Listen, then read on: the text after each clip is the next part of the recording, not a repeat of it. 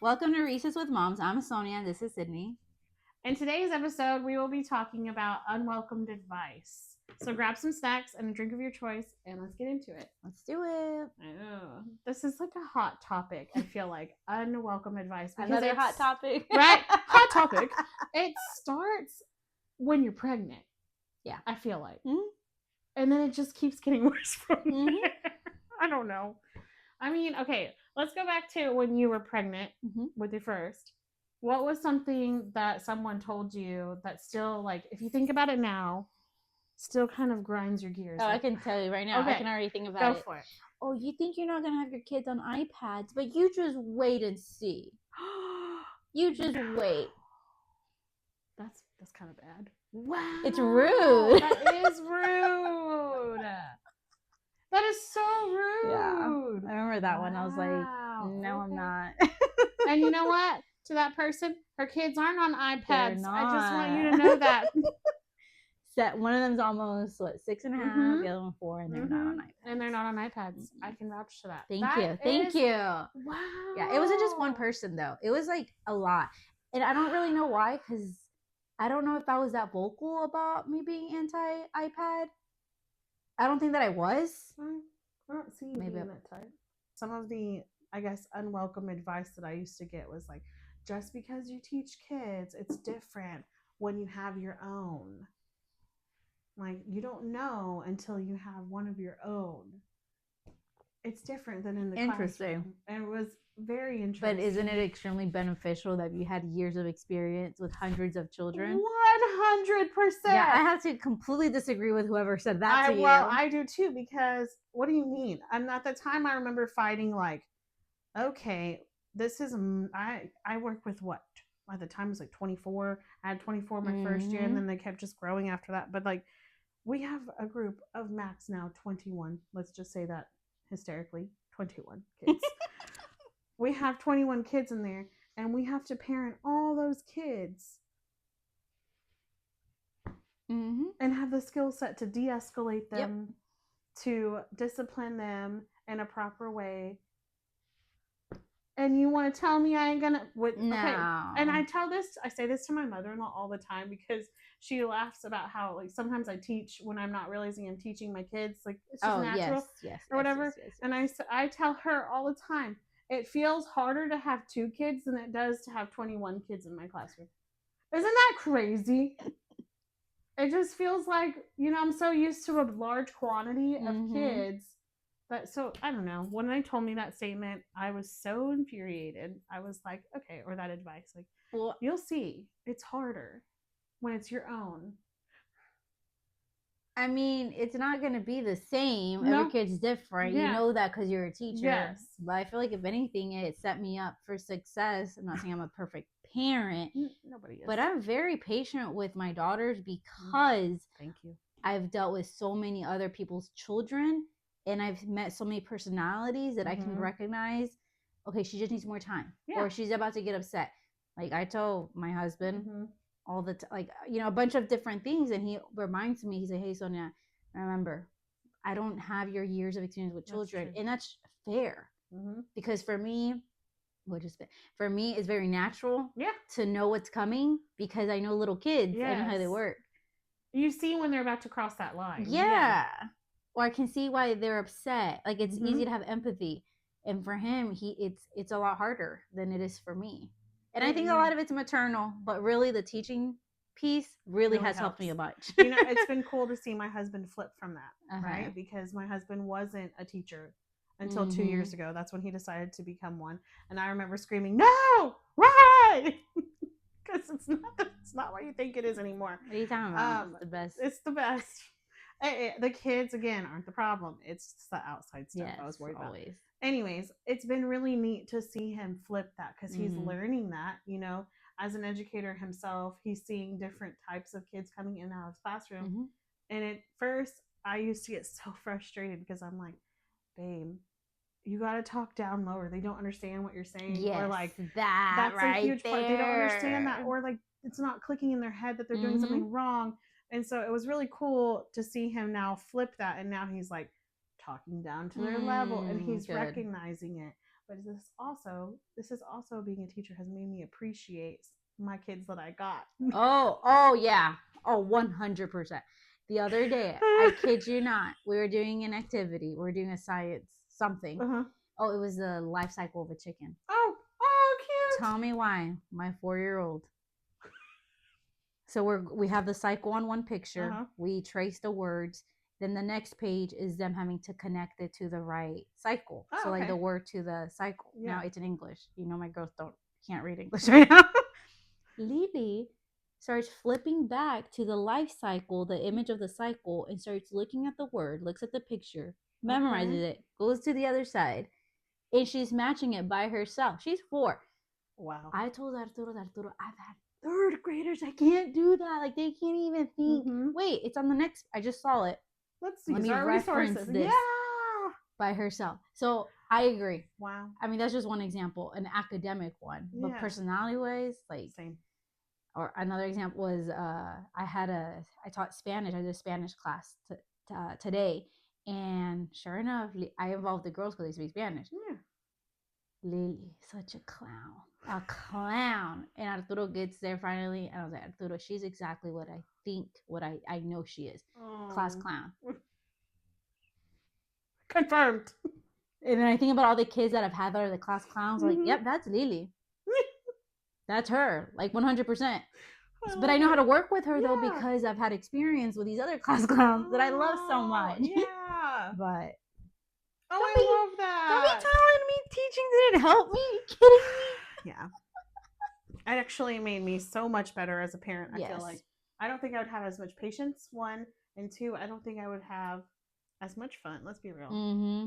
You know, we got the crafts. We know how to do that stuff. Yes. We know how to incorporate that funsies with academics. Oh, please. We're killing it. Yeah, I think we're killing it. Seriously. I don't killing it. So I will say, I think as now, at least for me, now that I've been a parent longer, that advice doesn't come to me. Like, people don't give me advice at all. And I wonder if that's because I'm just not a new parent anymore. I'm established, I guess. But whenever I see a new parent, I just the last thing I want to do is try to give them advice. I just don't understand that. Me either. I feel like also though that's because you set such a good boundary. Not too, yeah. You know, like I don't know how you do it. Honestly, y'all gotta see her work. She's great at it. Like somehow you set this boundary without like having to lift a finger. It feels like.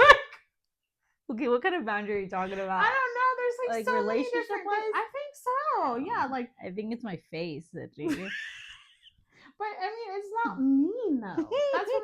Well, to me, it's not. I guess I'm pretty blunt though, so like I don't know. I feel like there's like a invisible boundary, and people just know don't mess with her or whatever. I just don't want the help. If I'm not asking for help, I don't need the help. Like I know, but how do I come across that way? Teach me, because sometimes roll your eyes, I guess. Sometimes my family has a bunch of input. Not that I don't love them. I love you guys. Yeah. But there's like, it's so interesting to see like at family functions or like wherever, and my kid could have one off moment, like one be off for 1 second. I had this. Oh my gosh. Okay, let me give you an example.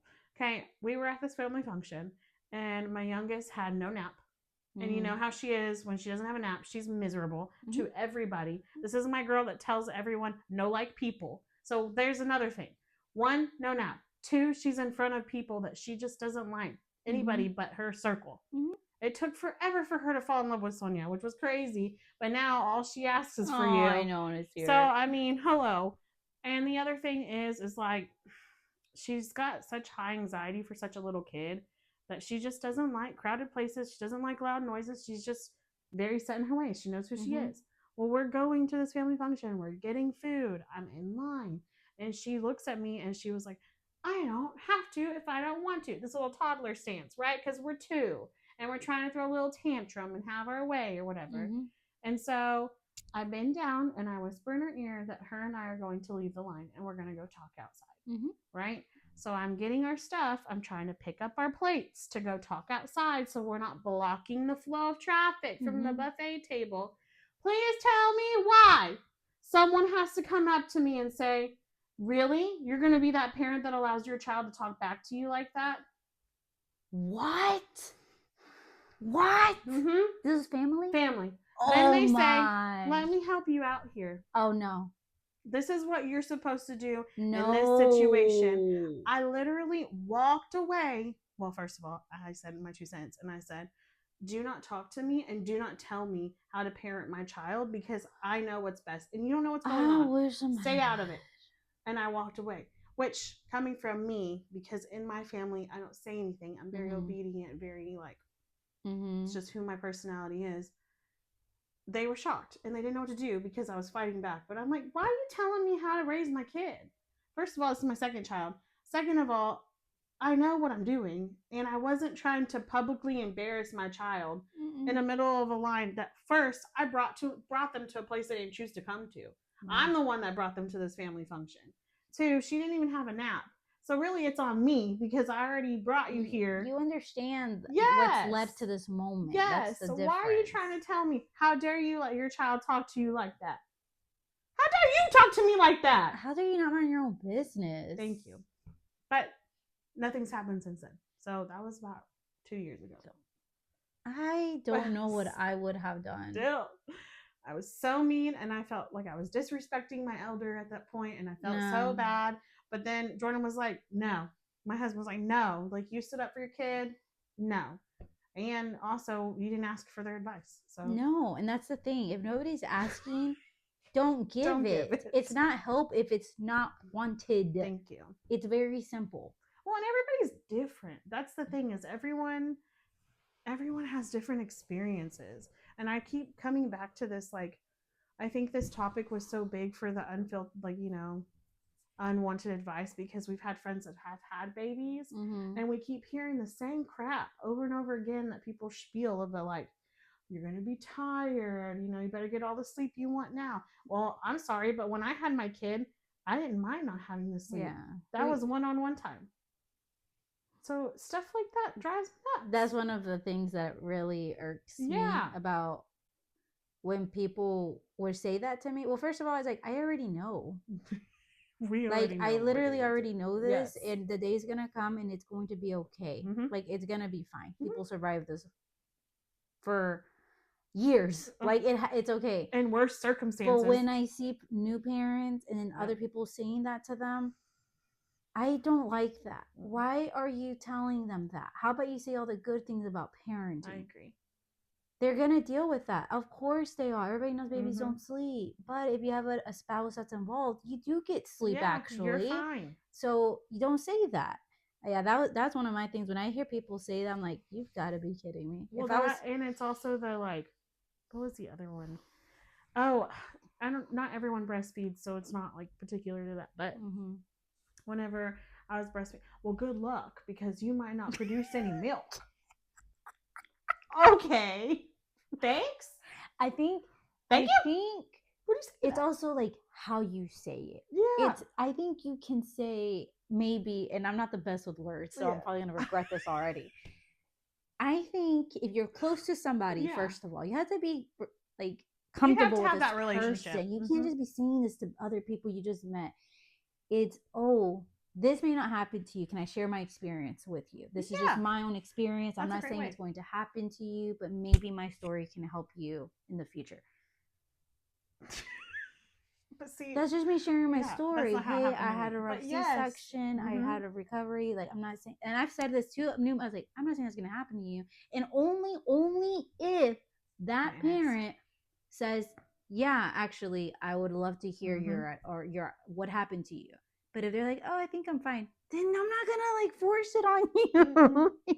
I agree. I feel like there's a time and a place to go around all of that stuff. I had a friend once that was breastfeeding, and she had trouble with breastfeeding, and she was beating herself up over it. I've done that. I've been there. I've been there both times, like with both kids, and it's miserable. And I just felt like she was told the stigma of, like, you have to breastfeed and that it's important. I mean, it's great to breastfeed, but it was like a end all be all type of thing. And I had to literally pull her aside and be like, a happy baby is a fed baby, no matter if it's breast or formula. So if you need to step back, because this is too much, it's okay. Yeah, you're gonna live and your baby's gonna live. Like, it's okay. But it was so sad to finally see her take in that it was acceptable, that it was okay to, like, oh, someone's giving me permission to, like, use formula. Yeah, Lovey, I had to do it too. I had to. I didn't have enough production towards the end. It killed me, but also it killed me not having enough for my baby to have a substantial meal. And I think that's like that's a very special scenario. It's your friend. Your friend is venting to you about it or opening up about it. Then that's when you have the green light to say, hey, like, this is my thoughts. You don't, like, but not to people that are not asking for it, or like, at all. To it. They haven't even tried. Yeah. If you haven't even tried to breastfeed, why are you telling them it's not gonna work? Good luck. Good luck. Good luck. I heard that one too, though. Good luck with your sleep. I will say something that helped me, because you say boundaries, that I'm good at boundaries. You really are. COVID helped me, because COVID made me put boundaries, because I wasn't having nobody around my kids. Yeah, no. And not during that time. Me and Arturo it was just me and him. We only depended on each other, and it was very easy to push people out. And the only way they were in is if we opened up the door, basically, right? Too. So I think that kind of helped, and I think I want to say that we were the first ones in my family to be again, COVID helped. And I think after that, it was just like, I just feel like they knew, like, they don't want help. They don't want to hear help. So the only time I can literally remember, like, once or twice that my mom's really told me anything, but it was, I don't know. I think I'm just, like, such a control freak too, that I feel like they know, like, I love it. Let me not go me? there. Let me not go. Or not just that. It's like, I'm already competitive with myself. Like, I'm already trying to do my best. So you don't got to, like, you don't have to tell me anything. I feel that. I've already done it. Like, I've already looked it up. That's what I'm saying. Like, there's probably not a thought that I haven't thought about myself. There's probably not a thought that I haven't researched or whatever, or panicked about. Yeah. No need for you to add to my panic. Yeah. No. So it's, I don't know. I know people also have, like, their mom drives. I didn't have that. And I think I got used to that. I didn't have that either. So until I found you. Yeah. So I don't know. That's maybe why. I'm when we had my first one, we were pretty much solo. Not that my mom wouldn't help. Don't come at me, Mom. I love you. And she would have been, but she was so sick. Like, I think she had, like, the flu or something the first couple of weeks. So it was just us. I enjoyed it. Yeah. It was great. I loved it. But at the same time, I don't know. Maybe my family's just more in my business. Ben. I mean, I don't know. I'm not saying nothing, because they're watching. They're probably gonna watch this. Not you, Mom. Not you, too. I'm just saying, like, family functions and stuff. But you know what? They've backed off a little bit since I've been snippy like that. Yeah. Maybe I scared them. They don't know me, obviously. Not yet. I don't know. Poor Sonia has to deal with my feistiness on a daily. Yes. But I'm kind of used to it. So I'm dying. But yes. I mean, I would actually like to hear from them too. Like, what's unwanted advice that people have gotten, like, in the comments or something. Yeah.